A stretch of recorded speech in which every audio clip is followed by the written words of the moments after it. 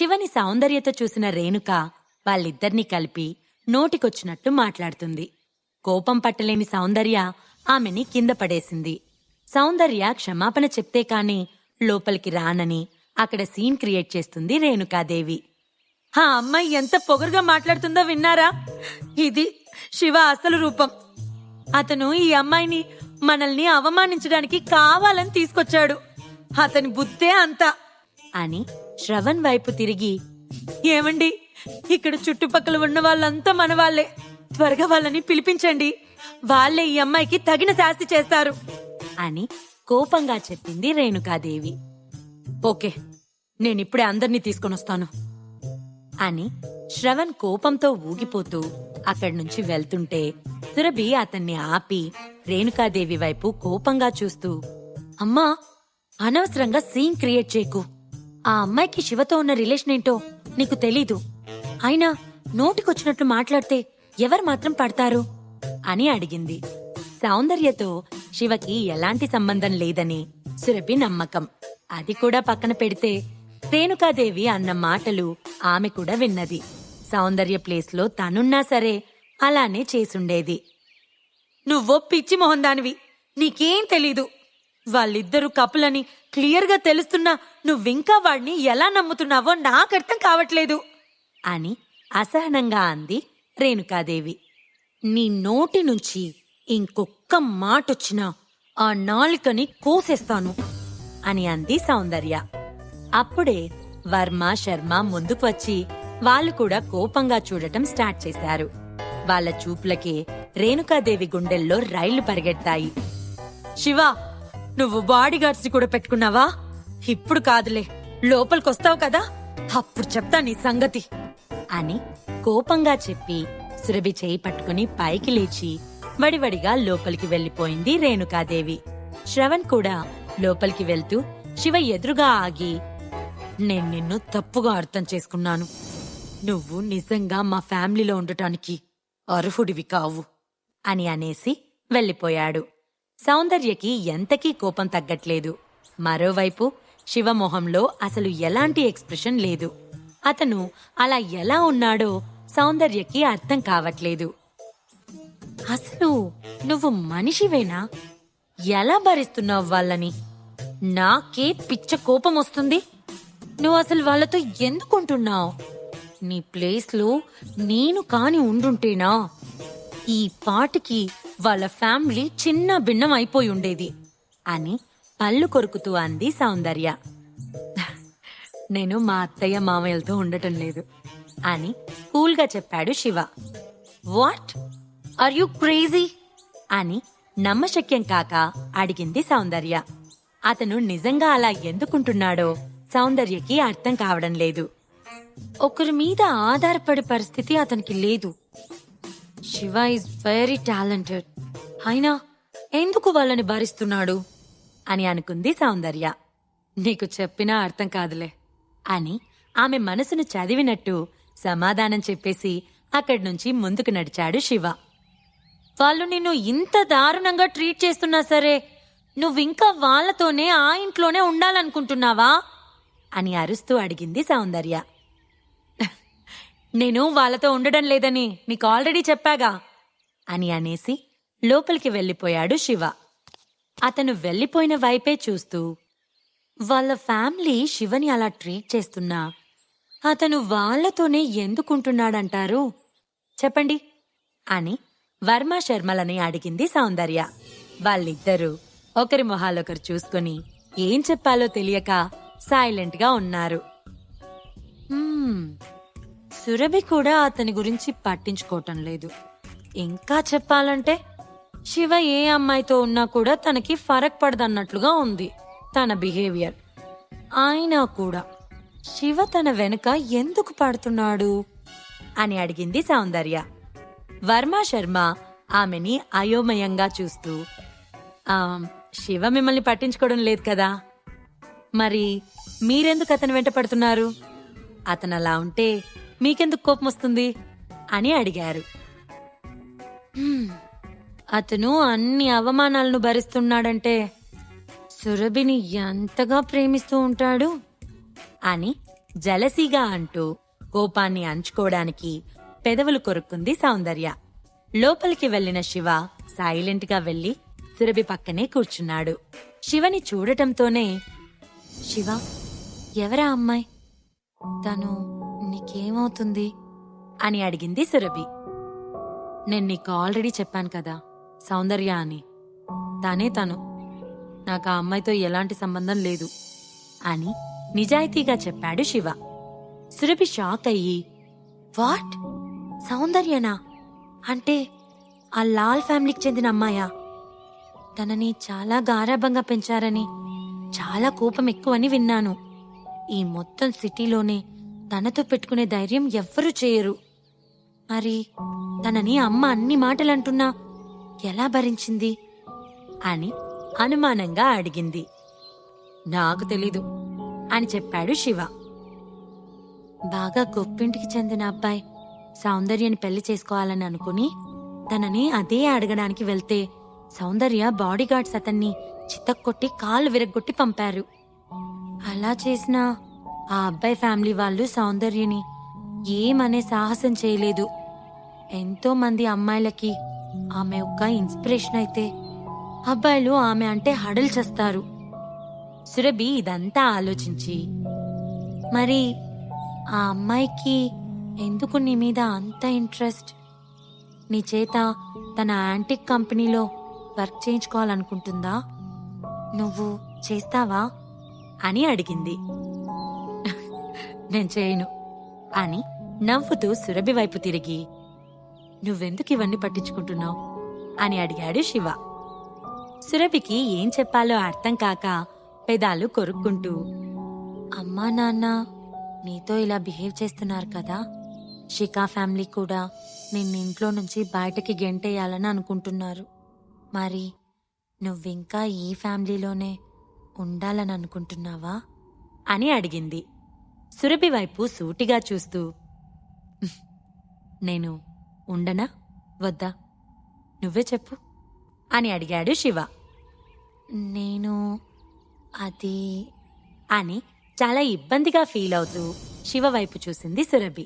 అతని కళ్ళల్లోకి చూస్తుంటే ఏదో తెలియని ధైర్యం వచ్చినట్టు, నువ్వు ఏ తప్పు చేయలేదు కదా, సో నువ్వు ఉండాలనే నేను కోరుకుంటున్నాను అని చెప్పింది. నువ్విష్టపడినంత కాలం నన్నెవ్వరూ బయటికి గెంటేలేరు సురభి అని ఆమె చేతిని పట్టుకుని కళ్ళల్లోకి చూస్తూ ప్రేమగా చెప్పాడు శివ. వాళ్ళిద్దరికీ పెళ్ళయి 2 ఏళ్లైనా శివ అలా చేతిని పట్టుకుని ఇలా ప్రేమగా మాట్లాడటం ఇదే మొదటిసారి. సురభి బుగ్గల్లో సిగ్గుచేరి కనురెప్పలు వాల్చగా అది చూసిన శివ గుండె వేగం అమాంతం పెరిగిపోయింది. శివ, మన ఫ్యామిలీ మీటింగ్కి ఎవరో అమ్మాయిని తీసుకొచ్చి తనతో మీ అత్తయ్యని కొట్టిస్తావా? ఎంత ధైర్యం దానికి అని అరుస్తూ వచ్చింది వసుంధర. సురభి వెంటనే శివ చేతిలో నుంచి తన చేతిని తీసేసుకుంది. నీకెంత ధైర్యం ఉంటే ఎవరినో తీసుకొచ్చి శిఖా ఫ్యామిలీ వాళ్ళని అవమానిస్తావు?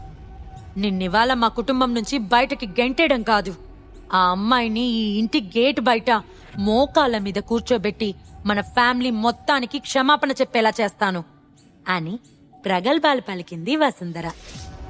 చూసావా, నాకు తోడుగా మా వదినుంది, నువ్వు ఆ అమ్మాయి నన్నేం చేయలేరు అంటూ వచ్చింది రేణుకాదేవి.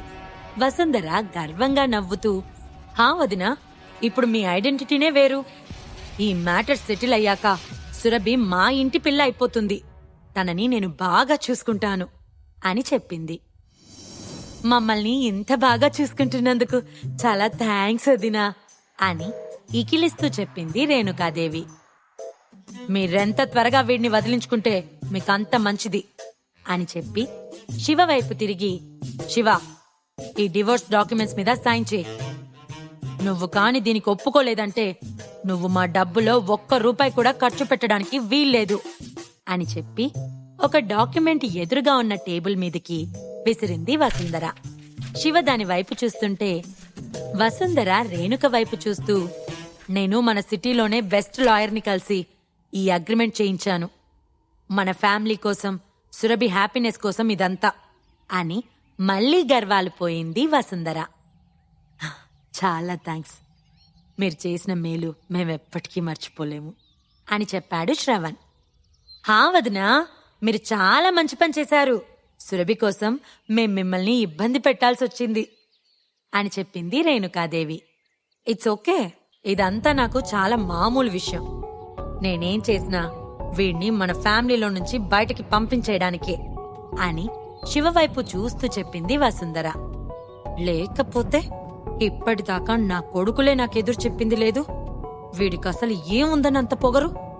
నాకే ఎదురు మాట్లాడాడు కదా, ఇప్పుడు వీడికి బాగా అయ్యిందిలే అని మనసులో అనుకుంటూ సంతోషపడింది వసుంధర.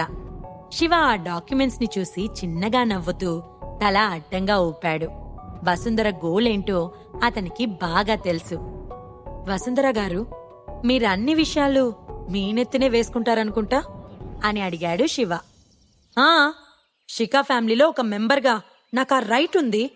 నీలాంటి ఒక వేస్ట్ ఫెలో బయట అమ్మాయిలతో తిరుగుతూ ఫ్యామిలీ పరువు తీస్తుంటే నేను చూస్తూ ఊరుకోవాలా అని వసుంధర ఆవేశంగా అరిచింది. ఆమె ఇదంతా చంద్రయాన్ కోసం, తన హస్బెండ్ కోసం చేస్తుందని శివకి తెలుసు.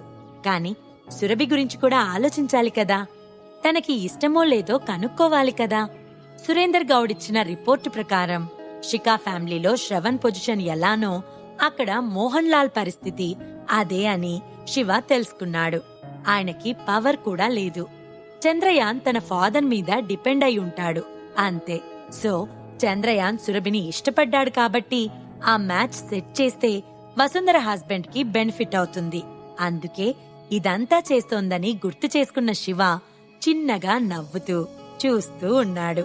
నీకసలు సిగ్గనేదే లేదు కదా, ఇంకా ఎలా నవ్వొస్తోంది అని అనుదీప్ కోపంగా అంటూ శివ దగ్గరికి వెళ్లి స్టైల్ గా కుర్చీలో కూర్చొని కాలు మీద కాలు వేసుకుని అతని వైపు సూటిగా చూస్తూ, నిన్ని ఇంటి నుంచి బయటకు గెంటేయడానికే అన్ని ప్రొసీజర్స్ ని నేను కంప్లీట్ చేసేశాను. నువ్వు ఇంటి గడప దాటిన మరుక్షణం చంద్రయాన్ ఇంట్లోకి ఎంటర్ అయ్యి సురభికి ఒక మంచి గిఫ్ట్ ప్రెజెంట్ చేస్తాడు. నాకొచ్చిన ఇన్ఫో ప్రకారం సురభి కోసం ఆయన ఒక 3 crores విలువ చేసే స్పోర్ట్స్ కార్ కొన్నాడంట. అంతేకాదు 7 కోట్ల విలువ చేసే ఒక విల్లా కూడా సురభి నేమ్ మీద రిజిస్ట్రేషన్ చేయబోతున్నాడని తెలుసుకున్నాను అని చెప్పాడు. నువ్వు బయట ఒక మూలకు నుంచొని ఆ కార్ని చూడు. విల్లా అడ్రస్ కూడా కనుక్కొని చెప్తానులే. బయట నుంచి చూసి సంతోషపడు. నీ జీవితంలో నువ్వలాంటివి ముట్టుకొని కూడా ముట్టుకోలేవు కదా అని హేళనగా మాట్లాడింది రేణుకాదేవి. శివ వాళ్ళిద్దరి వైపు సీరియస్ గా చూశాడు. సురభి పేరెంట్స్ కి అంత గర్వం పొగరు ఎందుకొచ్చేశాయో అతనికి ఇప్పుడు అర్థమైంది. ఏంటలా చూస్తున్నావు? నా కూతురు మంచి పొజిషన్లో ఉంది. ఈ జ్యువెలరీ ఫీల్డ్లోనే తను చాలా ఫేమస్. తనని పొందాలి అంటే ఆ మాత్రం ఉండాలి. చంద్రయాన్ తనకి పర్ఫెక్ట్ జోడి. ఒక్కసారి నిన్ను నువ్వు ప్రశ్నించుకో. అసలు నువ్వు నా కూతురికి ఏ మూలకొస్తావు? 2 ఏళ్లుగా మా మీద పడి తింటున్నావు. ఇప్పుడు కూడా సురభి అసిస్టెంట్ గా ఉండి డబ్బులు సంపాదిస్తున్నావు. తానే లేకపోతే నీకా జాబ్ కూడా ఉండేది కాదు. లైఫ్ అంతా అడుక్కు తినేవాడివి. నీకు చంద్రయాన్తో కంపేర్ చేసుకునే అర్హత కూడా లేదు అని ఆవేశంగా నోటికొచ్చినట్లు మాట్లాడేసింది రేణుకాదేవి. అసలు ఈ డిస్కషన్ అంతా కూడా అనవసరం రేణుకా. వీడెలాంటివాడో ఎవరికి తెలియదు. సురభి లేకపోతే రూపాయి కూడా సంపాదించలేడు. Waste fellow. ఈ ఇంటికి పెద్ద కొడుకుగా నేనే ఆ అగ్రిమెంట్ చదివి సైన్ చేయిస్తాను అని అన్నాడు అనుదీప్. అన్నయ్య చదివే ప్రతి ఒక్కటి ఒక్క ముక్క కూడా మిస్ అవ్వకుండా విను. మళ్ళీ డివోర్స్ అయిపోయాకొచ్చి మమ్మల్ని బ్లాక్మెయిల్ చేయాలని చూడకు అని పక్కనుంచి చెప్పాడు యశ్వంత్. అనుదీప్, యశ్వంత్ ఒకరినొకరు చూసుకుని చిన్నగా నవ్వుకున్నారు. శివని ఇంటి నుంచి బయటకు గెంటేసి సురభితో మ్యాచ్ సెట్ చేస్తే అనంత్కి అగైనిస్ట్ గా ఫైట్ చేయడానికి చంద్రయాన్ హెల్ప్ చేస్తానని చెప్పాడు. బోర్డ్ ఆఫ్ డైరెక్టర్స్ ముందు అనంత్ వల్ల వాళ్ళిద్దరూ అవమానాలకి గురవ్వాలని అనుకోవడం లేదు. వాళ్ళెప్పటినుంచో శివని ఇంటి నుంచి బయటకి గెంటేయాలని ట్రై చేస్తున్నారు. కానీ ఈసారి వాళ్ళకి వచ్చిన ఆఫర్ బాగా టెంప్టింగ్ గా ఉంది. సో అనంత్కి ఇప్పుడు అజయ్ వాళ్ళ ఫ్యామిలీ సపోర్ట్ ఉన్నా వీళ్ళకి మెయిన్ 3 ఫ్యామిలీస్ సపోర్ట్ వచ్చేస్తే అనంత్ దగ్గర నుంచి ఆ షేర్స్ ని లాగేసుకుని బోర్డ్ ఆఫ్ డైరెక్టర్స్ నుంచి అతన్ని తీసేయగలరు. సురభి చంద్రయాన్ని పెళ్లి చేసుకున్నంత మాత్రాన శ్రవణ్ వాళ్ళ ఫ్యామిలీ పైకెదగడం అనేది జరగదని వాళ్ళ ఫీలింగ్. ఎందుకంటే చంద్రయాన్ ఎలాంటి వాడో వాళ్ళకి బాగా తెలుసు. అతనికి అమ్మాయిలతో ఆడుకోవడం అంటే చాలా ఇష్టం. దాంట్లో స్పెషలిస్ట్ అని కూడా చెప్పొచ్చు. ఎంతో మంది యంగ్ మోడల్స్ అతని దగ్గరికి వస్తుంటారు, పోతుంటారు. ఇప్పటిదాకా అతను ఎంతమందిని అనుభవించాడో లెక్కలేదు. అలాంటి ఒక పర్సన్ సురభిని పెళ్లి చేసుకుంటాడు అంటే నమ్మశక్యం కాని విషయమే. సురభి కూడా బోర్ కొట్టేశాక ఖచ్చితంగా తనని కూడా వదిలేస్తాడు. అలా వదిలేసినప్పుడు అప్పటిదాకా ఏవైతే గిఫ్ట్స్ ఇచ్చాడో అవి కూడా వెనక్కి తీసేసుకుంటాడు. సో శ్రవణ్ ఫ్యామిలీ రేంజ్ మారడం అనేది జరగని పని. త్వరగా చదవండి బావగారు అని తొందర పెట్టేసింది రేణుకాదేవి. ఎప్పుడెప్పుడు శివని బయటికి పంపించేసి చంద్రయానికి వెల్కమ్ చెప్దామా అని ఆమె చాలా ఆతృతగా ఎదురుచూస్తుంది. కుదిరితే అప్పటికప్పుడే చంద్రయాన్కిచ్చి పెళ్లి కూడా చేసేసేటట్టు ఉంది. వీలైనంత త్వరగా సురభికి మళ్లీ పెళ్లి చెయ్యాలని శ్రవణ్, రేణుక డిసైడ్ కూడా అయ్యారు. కాని ఈ విషయం సురభికి తెలియదు. సురభి ఎందుకు ఇంత జరుగుతున్నా మౌనంగా ఉంది? చంద్రయాన్ సురభిని కూడా వాడుకొని వదిలేస్తాడా? అసలు శివ ప్లాన్ ఏంటి? రేణుకాదేవి డెసిషన్ ని సురభి యాక్సెప్ట్ చేస్తుందా? వాళ్ళిద్దరూ విడిపోతారా? కలిసే ఉంటారా? ఈ ప్రశ్నలకు సమాధానాలు తెలుసుకోవాలంటే నెక్స్ట్ ఎపిసోడ్ వినాల్సిందే. క్రింద ఇచ్చిన లింక్ ని క్లిక్ చేసి పాకెట్ ఎఫ్ఎం యాప్ ని ఇన్స్టాల్ చేసుకోండి. Stay tune to pocket FM.